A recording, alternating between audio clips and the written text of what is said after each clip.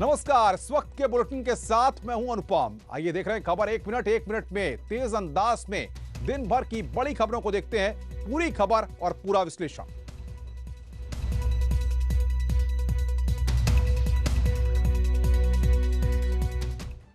BSP के 7 विधायकों पर एसपी की सेंधमारी के बाद बीएसपी सुप्रीमो मायावती ने प्रेस कॉन्फ्रेंस करके एसपी पर जबरदस्त पलटवार किया। बागी विधायकों को पार्टी से निलंबित कर दिया गया है। मायावती ने एसपी से बदला लेने का ऐलान कर दिया। उन्होंने कहा कि अखिलेश ने भी अपने पिता की तरह साजिश रची। इनके पिताश्री ने ये गलत कार्य किया था और अब उन्हीं के पद चिन्हों पर चलकर तो ये भी ये गलत कार्य कर रहे हैं और अब इनका भी अपने पिताश्री की तरह ही बुरा हाल होने वाला है अगले ये जो इस बार विधानसभा का आम चुनाव होगा। मायावती ने कहा कि एमएलसी चुनाव में बीएसपी समाजवादी पार्टी को हराने में कोई कसर नहीं छोड़ेगी। जब यहाँ एमएलसी के चुनाव होंगे तो तब फिर बीएसपी कल की घटना का जैसे को तैसा जवाब देने के लिए अर्थात सपा के दूसरे खड़े किए जाने वाले उम्मीदवार को हराने के लिए अपनी पूरी ताकत लगा देगी बीएसपी जो है।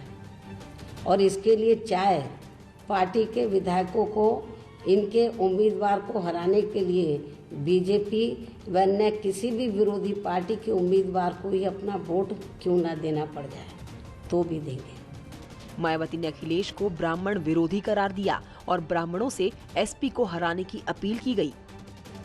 बीएसपी अध्यक्ष मायावती ने जिन 7 बागी विधायकों को पार्टी से निलंबित कर दिया है अब वो लामबंद हो गए हैं। उनका कहना है कि वो आपसी सलाह मशवरे के बाद ही आगे की रणनीति तय करेंगे।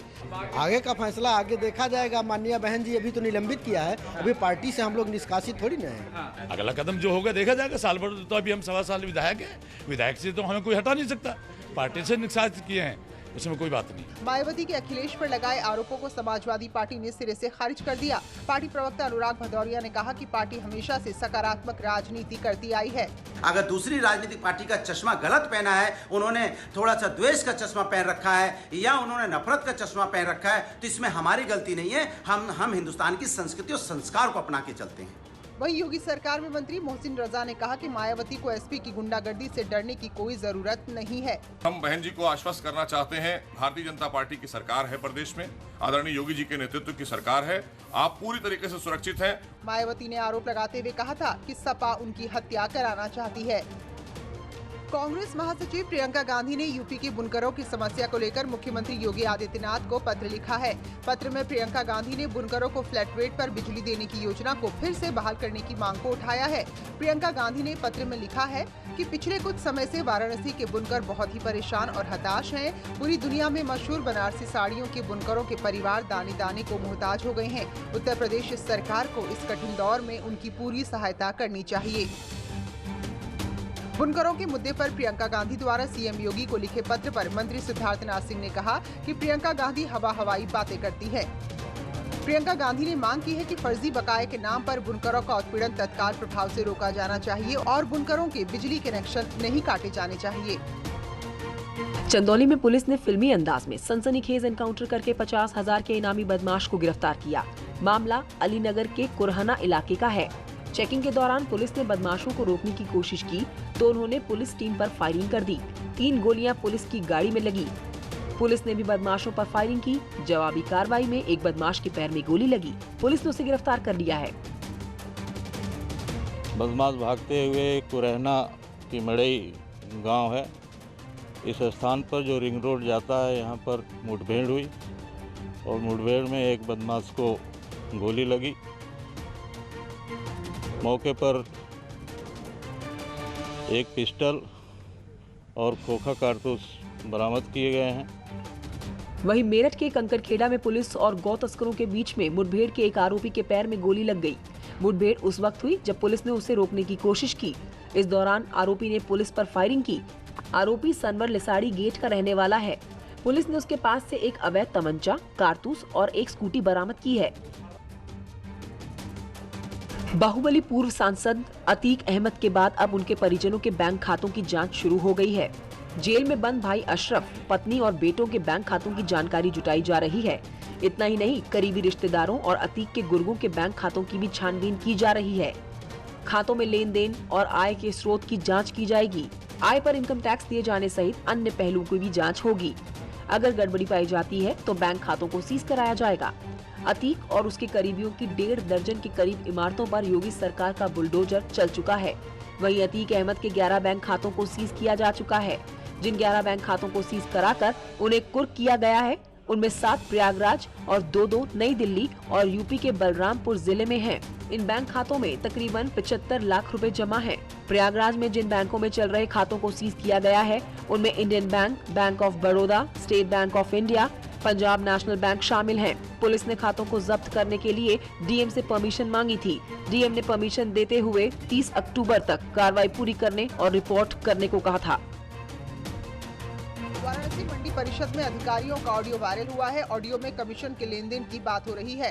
ऑडियो में उपनिदेशक 3% तक कमीशन की मांग कर रही हैं। 1.5% पैसा ले रहे हैं, बाकी तो चीजें खा रहे हैं, तो ज्यादा पैसा बनता है। 75 पैसा हो गया, ले रहे हैं, सब जगह दुकानदारी है। ये तो राजीव अग्रवाल ने चालू किया था। बुंदेलखंड के कितने 7 करोड़ बनाए, कितना होगा 1.5%। उनकी बीवी आर्किटेक्ट थी, एक मुफ्त रकम दे गए, ऐसे ईमानदार बन रहे थे। आर्किटेक्ट को तो राजीव अग्रवाल ने चालू किया था।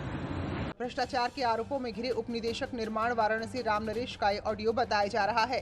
भ्रष्टाचार के आरोपों में घिरे उपनिदेशक राम नरेश पर पहले भी भ्रष्टाचार के दर्जनों मामले की जांच चल रही है। बागपत में पुलिस ने 24 घंटे के अंदर सनसनीखेज हत्याकांड का खुलासा कर दिया है। बागपत के सेखरुआ इलाके में रहने वाले सोनू नाम के युवक की गोली मारकर हत्या कर दी गई थी। पुलिस टीम ने मौका वारदात से कुछ सुराग मिले, जिसके आधार पर पुलिस ने जांच पड़ताल शुरू की। जांच में पुलिस को वारदात में 4 लोगों के शामिल होने की जानकारी मिली। पुलिस ने फौरन कार्रवाई करते हुए गांव के ही 3 युवकों को गिरफ्तार कर लिया। गिरफ्तार किए गए युवकों के नाम रॉबिन, अमित और मोहित हैं। तीनों से पूछताछ के बाद खुलासा हुआ कि जमीनी विवाद के चलते इन्होंने सोनू की हत्या कर दी थी। हत्या का मुकदमा 4 लोगों के विरुद्ध पंजीकृत हुआ था, जिनमें से 3 अभियुक्त रविकांत रेविन और अमित एवं गर्भ 3 लोगों को गिरफ्तार कर लिया गया है। राहुल की गिरफ्तारी शेष है, टीमें गठित है। शीघ्र ही जो एक अभियुक्त बचा हुआ गिरफ्तारी कर आवश्यक वैधानिक कार्रवाई सुनिश्चित कराई जाएगी। पूछताछ में उन्होंने बताया कि वारदात में इनका एक और साथी भी शामिल था, जिसकी तलाश में पुलिस जगह जगह छापेमारी कर रही है। जमीनी विवाद के लेकर इन लड़कों ने सोनू की लंबे वक्त से रंजिश चल रही थी और वो सोनू से बदला लेने की फिराक में थे। पुलिस ने आरोपियों के पास से वारदात में इस्तेमाल किया गया तमंचा भी बरामद कर लिया है। तीनों आरोपियों को जेल भेज दिया गया है। बांदा में एक दिव्यांग अधेड़ उम्र के व्यक्ति को उसके ही भतीजे ने जलाकर मार डाला। 50 साल के बिंदा प्रसाद का अपने भतीजे से किसी बात को लेकर विवाद हो गया था। शराब के नशे में धुत भतीजे ने अपने चाचा पर पेट्रोल डालकर उन्हें आग के हवाले कर दिया। पेट्रोल के कारण आग तेजी से भड़क गई। जब तक चाचा को बचाया जाता वो बुरी तरीके से झुलस चुके थे। उन्हें फौरन अस्पताल ले जाया गया, लेकिन उन्होंने दम तोड़ दिया। मेरी बीवी प्लस मेरा बाप था घर में, उसी बीच में मौका देख करके उसने जो है पेट्रोल डाल करके आग लगा दी। किसने आग लगाई थी? मेरे दादा के लड़के ने। घटना के बाद से परिजनों में कोहराम मचा हुआ है। परिवार वालों का रो रो कर बुरा हाल है। पुलिस ने शव को कब्जे में लेकर पोस्टमार्टम के लिए भेजा है और भतीजे को गिरफ्तार किया है। पुलिस आरोपी से पता लगाने में जुटी है कि वो कौन सी वजह थी जिसके चलते उसने अपने चाचा को मौत के घाट उतार दिया। अलीगढ़ में एक युवक का आम के बाग में पेड़ से लटका हुआ शव मिलने से इलाके में सनसनी फैल गई। वारदात अलीगढ़ के अमीनाबाद रोड की है। यहां से गुजरने वालों ने युवक की लाश को पेड़ से लटकते देखा। इसके बाद पुलिस को मामले की सूचना दी गई। पुलिस ने शव को पोस्टमार्टम के लिए भेज दिया है। अभी तक ये साफ नहीं हो पाया है कि इस युवक ने खुदकुशी की या फिर उसका कत्ल किया गया। पुलिस मृत युवक की शिनाख्त करने में जुटी हुई है। पुलिस को सूचना मिली कि एक व्यक्ति का शव एक पेड़ से लटका हुआ मिला है और पुलिस ने मौके पर जाकर फील्ड यूनिट के माध्यम से उसको सारे एविडेंसेस को कलेक्ट किया है और बॉडी को पोस्टमार्टम के लिए भेज दिया गया है। अभी उसकी शिनाख्त के प्रयास जारी हैं और शीघ्र ही उसकी शिनाख्त की जाएगी। वहीं बाराबंकी में एक लड़की का शव मिलने से हड़कंप मच गया। बोरे के अंदर ये शव रखा हुआ था जो नहर में पड़ा मिला। ग्रामीणों ने नहर से बोरा बाहर निकाला तो उसके अंदर लड़की का शव मिलने से सनसनी फैली। सूचना पर मौके पर पहुंची पुलिस। सूचना पर पुलिस मौके पर पहुंची। घटना बदौर सराय के पास असंतरा नहर की घटना है। फिलहाल शव की शिनाख्त नहीं हो पाई है। झांसी में 2 पक्षों में जमकर पत्थरबाजी का वीडियो सोशल मीडिया पर वायरल हो रहा है। मामला झांसी के बरुआ सागर इलाके का है। जहां जमीन विवाद को लेकर पड़ोसियों में बहस हो गई। देखते ही देखते मामला इतना बढ़ा कि एक महिला ने छत से दूसरे पक्ष की महिला को ईंट और पत्थरों से हमला कर दिया। वीडियो में एक दूसरे पर हमला करती हुई महिलाएं साफ देखी जा सकती हैं। काफी देर तक ये हंगामा चलता रहा। हमले में कई महिलाएं बुरी तरीके से घायल हो गयी। मामले को बढ़ता देख पुलिस को मामले की सूचना दी गई। मौके पर पहुंची पुलिस ने महिलाओं को समझाने की कोशिश की, लेकिन महिलाएं पुलिस वालों से बहस करने लगी। काफी समझाने बुझाने के बाद मामला शांत हुआ। मारपीट में घायल हुई महिलाओं की मेडिकल जांच कराई गई है। पुलिस ने केस दर्ज कर लिया है और जांच की जा रही है कि हंगामा आखिर शुरू कैसे हुआ। शुरुआती जांच में बात सामने आई कि जमीन को लेकर दोनों पक्षों में काफी वक्त से विवाद चल रहा था और कई बार इनकी आपस में तीखी नोकझोंक भी हो चुकी है। पुलिस वीडियो में जांच कर रही है और हमला करने वाले आरोपियों के खिलाफ सख्त कार्रवाई की बात कर रही है। साथ ही पुलिस ने भी पता लगाने की जुटी हुई कि क्या किसी ने भड़काने की कोशिश की। संगम नगरी प्रयागराज में हर्ष फायरिंग का वीडियो सोशल मीडिया पर वायरल हो रहा है। ये वीडियो प्रयागराज के मऊआइमा इलाके का है, जहां दुर्गा विसर्जन के दौरान ये फायरिंग की गई। वीडियो में डीजे की धुन पर कुछ लड़के थिरकते नजर आए। इस दौरान एक युवक ने अपनी पिस्टल से कई राउंड फायरिंग की। इसके अलावा दूसरा साथी पिस्टल लेकर उसमें गोलियां लोड करने लगा। फायरिंग के दौरान तमाम लोग वाहवाही करते और फायरिंग करने की बात कहते सुनाई दे रहे हैं। पुलिस ने फायरिंग करने वाले दोनों आरोपियों को शिवकांत द्विवेदी और सचिन पटेल को गिरफ्तार कर जेल भेजा है। ये थाना मऊआइमा क्षेत्र के अंतर्गत दिनांक 27 तारीख का एक वीडियो वायरल हुआ था, जिसमें दो व्यक्ति हर्ष फायरिंग कर रहे थे।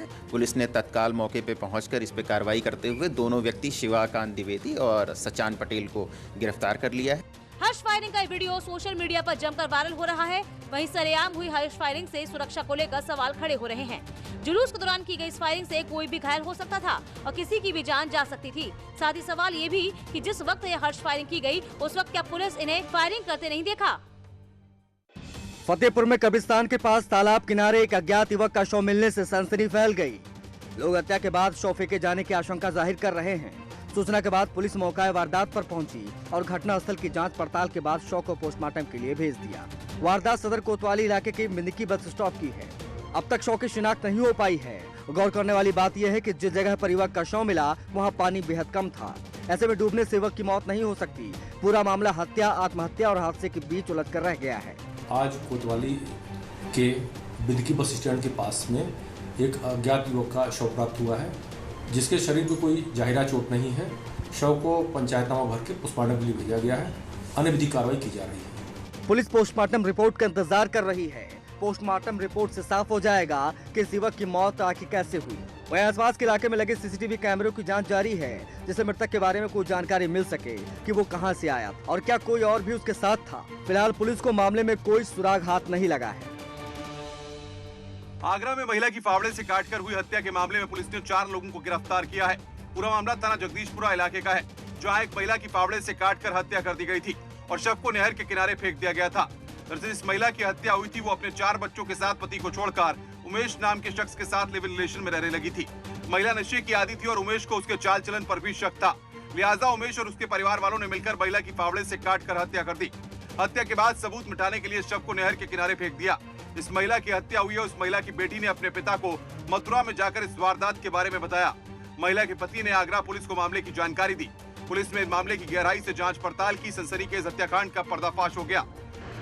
चारों अभियुक्त ने, जिसमें एक उमेश जो मृतका को भगाकर लाया था, उसके भाई, उसके फादर और उसका एक और रिश्तेदार, चारों को गिरफ्तार कर जेल भेजा जा रहा है। जिस जगह पर शव फेंका गया था उस जगह पर पुलिस को शव तो नहीं मिला, लेकिन शव के अवशेष जरूर बरामद हुए हैं। फिलहाल पुलिस ने उमेश समेत 4 आरोपियों को गिरफ्तार कर लिया है। खबर 1 मिनट में आ रहे एक ब्रेक के लिए। ब्रेक के बाद कुछ और खबरें हैं, जल्द हाजिर होते हैं।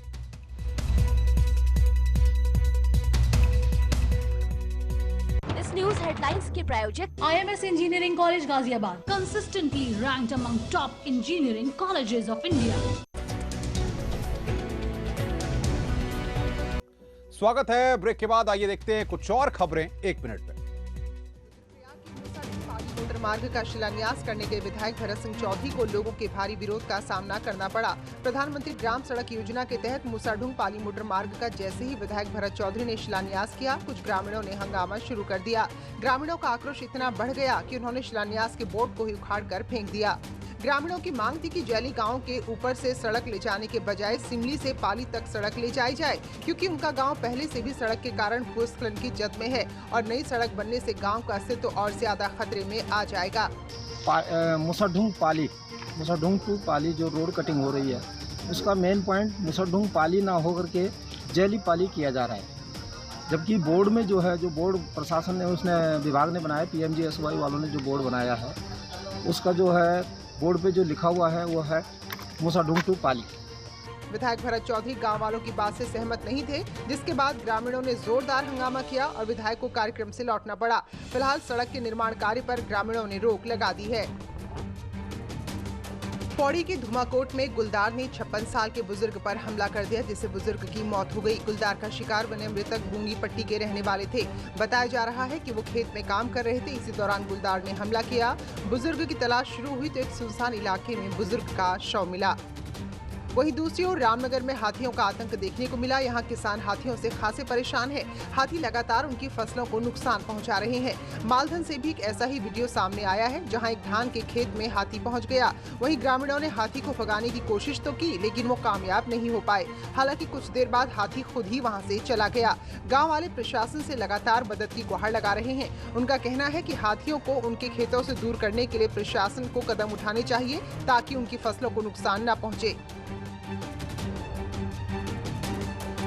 खबर 1 मिनट में आज बस इतना ही। दीजिए पूरी टीम के साथ मुझे इजाजत। खबरों का सिलसिला लगातार जारी है। नमस्कार।